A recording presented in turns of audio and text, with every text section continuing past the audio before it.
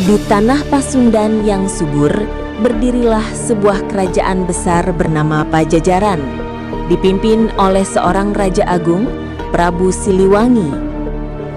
Dari garis keturunan inilah lahir seorang putra yang kelak dikenal sebagai sosok legendaris, Raden Kian Santang, seorang pangeran yang gagah, sakti, sekaligus penuh misteri.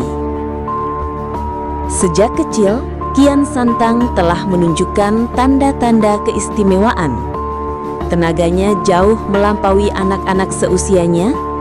Ia mampu menundukkan hewan buas, menguasai jurus-jurus kanuragan, dan memiliki kecerdasan yang tinggi. Tak heran, saat beranjak remaja, ia sudah disegani sebagai pendekar muda yang tak terkalahkan.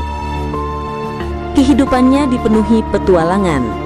Dalam berbagai kisah, diceritakan Kian Santang pernah melakukan perjalanan jauh, mengarungi lautan, hingga bertemu dengan banyak tokoh sakti dari berbagai daerah. Tidak ada pendekar yang mampu menandinginya. Bahkan beberapa riwayat menyebutkan, ia adalah satu-satunya manusia yang sanggup menandingi kesaktian ayahnya sendiri, Prabu Siliwangi. Namun, perjalanan hidup Kian Santang bukan hanya tentang adu kesaktian. Pada suatu masa, ia mendengar tentang ajaran baru yang tengah berkembang di tanah Jawa. Ajaran Islam yang dibawa oleh para wali songo. Dengan tekad mencari kebenaran, ia menempuh perjalanan spiritual hingga akhirnya bertemu dengan Sunan Gunung Jati. Pertemuan itu mengubah jalan hidupnya. Dari seorang pendekar yang hanya mengandalkan kekuatan, Kian Santang bertransformasi menjadi seorang penyebar agama Islam di tanah Sunda. Dalam banyak versi cerita rakyat, disebutkan bahwa setelah memeluk Islam, Kian Santang tidak hanya menguasai ilmu kanuragan, tetapi juga ilmu hikmah yang memperkuat spiritualitasnya. Ia berjuang menyeimbangkan kekuatan lahir dan batin.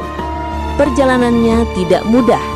Banyak kerintangan, perlawanan, bahkan pertarungan besar yang harus dihadapinya. Termasuk ketika ia harus berhadapan dengan sisa-sisa pengikut ayahnya yang menolak ajaran baru. Meski begitu, Kian Santang tetap teguh.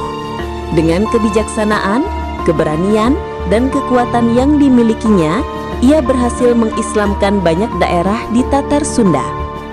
Sosoknya dikenang bukan hanya sebagai pangeran Pajajaran, tetapi juga sebagai penyambung dakwah Islam di tanah Sunda. Hingga kini, jejak Kian Santang masih terasa. Masyarakat Sunda menghormatinya sebagai tokoh legendaris yang kisahnya diwariskan turun-temurun. Dari keteguhan hatinya, kita belajar tentang keberanian, pengorbanan, serta perjalanan seorang manusia dalam menemukan jati diri dan kebenaran sejati. Dialah Raden Kian Santang, sang pendekar sakti, putra Prabu Siliwangi yang melegenda di bumi Nusantara.